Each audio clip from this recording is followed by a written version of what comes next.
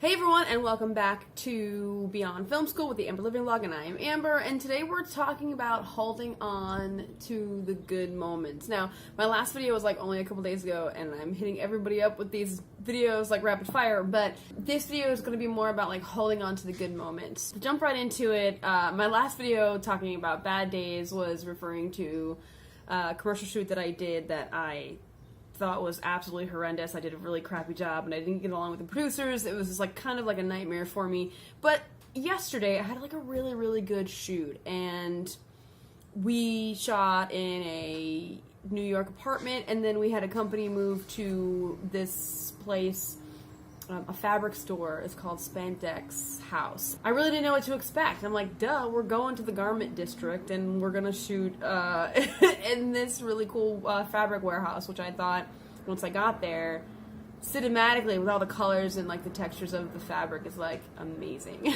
I just overall had a really good day. I went a half hour over time-wise, so as a first AD it wasn't horrible.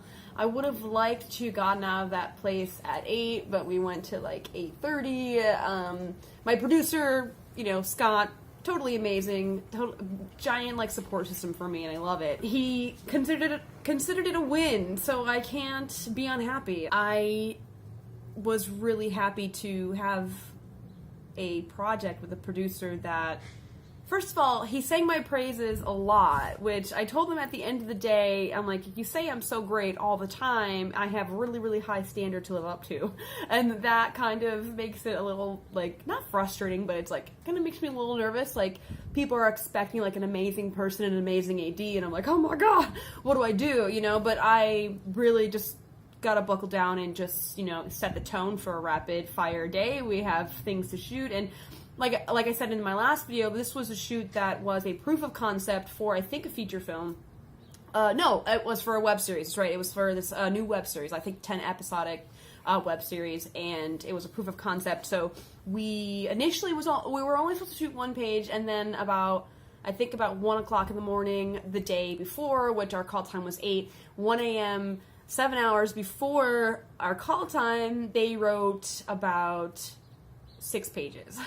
So we went from one page to 6 pages, which is like, you gotta roll with the punches, you have to be flexible. And it was kind of funny because when I got on set, the DP was like, who are you? And I was like, hey, I'm Amber, I'm the first AD. And he was like, what? And fortunately, he was really, he was a badass dude. I loved it. He was such a badass guy, didn't pull any punches, and I totally respect him because he was very outspoken, and I love that. He wasn't outspoken to me.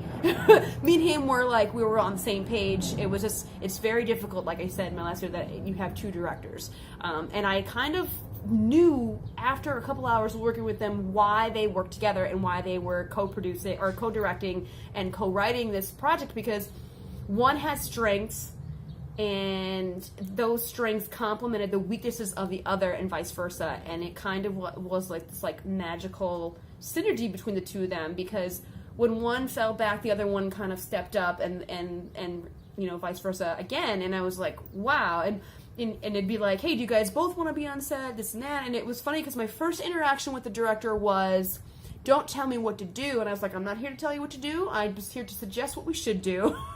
So it was kind of like, so there's a lot of pressure on us. It started off almost in a bad light, and I was like, oh god, I cannot do another day where it was horrible. But then, people got some breakfast, people had their coffee, and then all of a sudden the magic happened. So it was a really great day, and I was really I just needed a really good day. And this video is more about like holding on to the good days. When you first start out as a PA, you really think that your job is just like super, not shitty, but difficult, It's hard on you.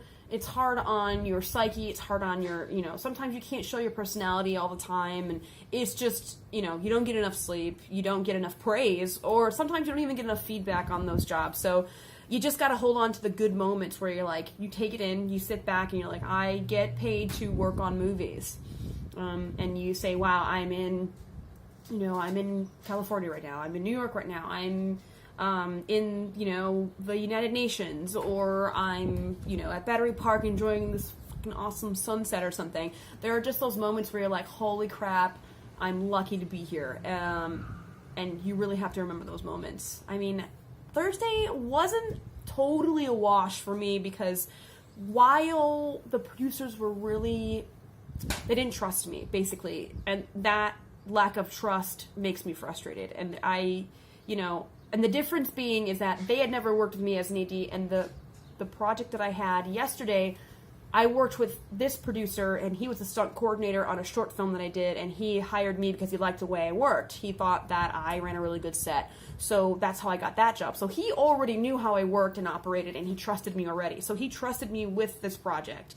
And when you don't, the Thursday project, the commercial, I don't consider it a wash, only because I got to meet really, really cool people. I got to meet the people that are the judges and the host of Forged in Fire from the History Channel, which, I mean, those guys are pretty cool. So, I mean, and the stuff that we got, I mean, we got to break ice, slow-mo, some amazing shots. So I don't consider it totally horrible, but there were a lot of unhappy people on that set, and it's just like, I don't know if I would work with those people again. Obviously the DP and me have a relationship, so I'm going to work with him again, and the short film that I'm producing, I'm working with him. So, wasn't totally washed, but I just wish I walked away from that set happier. And you're not always going to be happy when you walk away from set, because there's always challenges, like I said in the last video. So I guess this video is like, oh yeah, I feel like I should thank the people on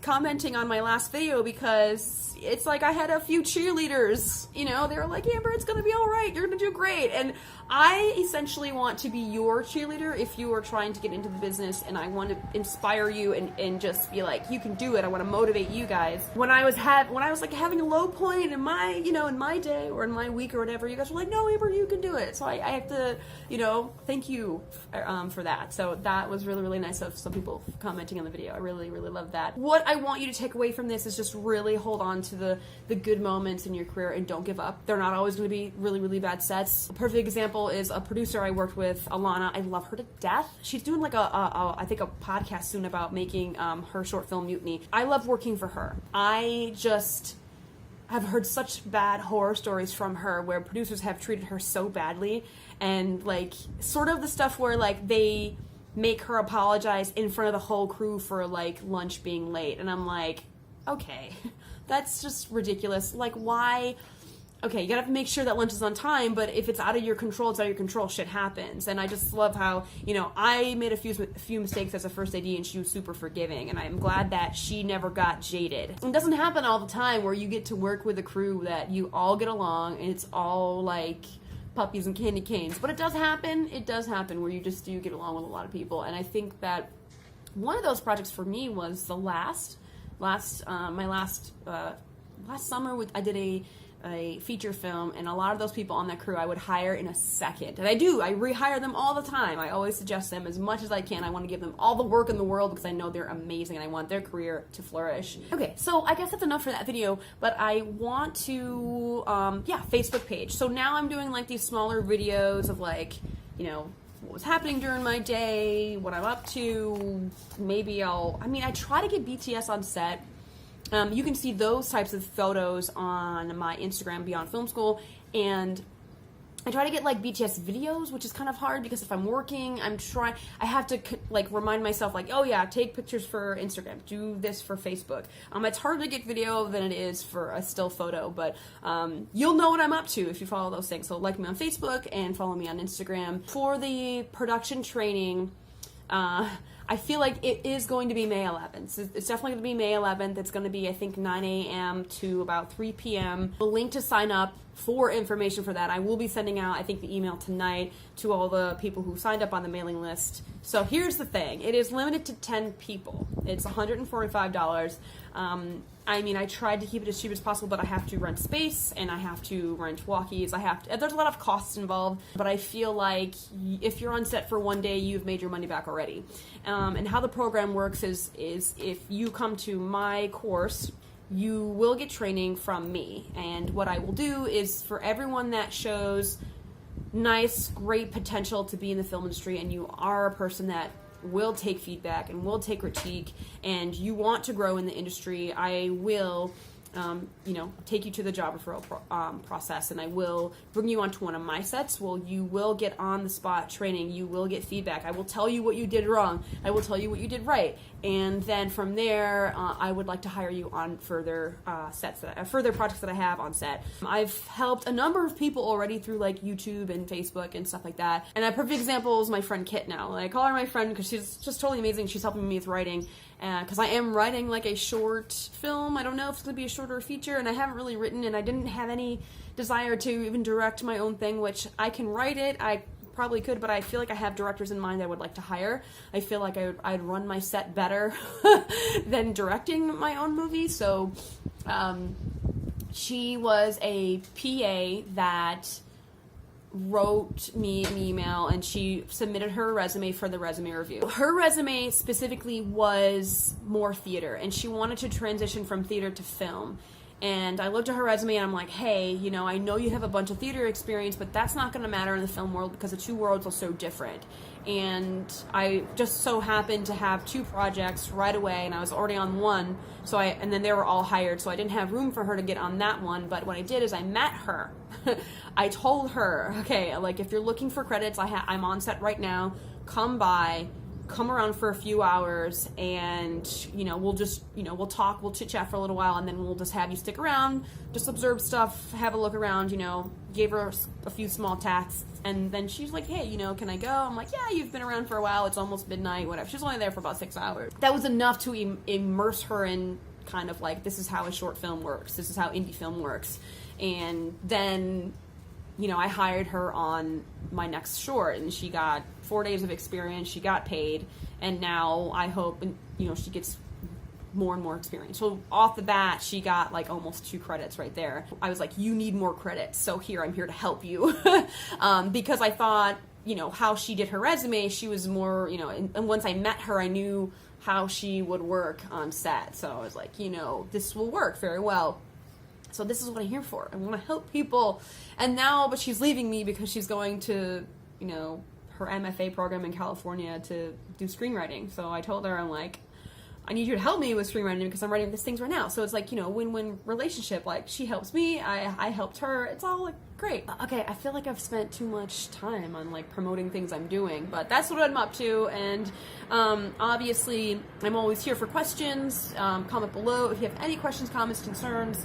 If you have a resume you want me to review, there's a link for that. If you want to sign up for the PA training, all the information will be sent out soon, so sign up for that. That is also below. So that is it for now, and I will leave you with, you just gotta hang on to the good moments to get you through the bad moments on set. So that is it for now, and I shall see you guys next time.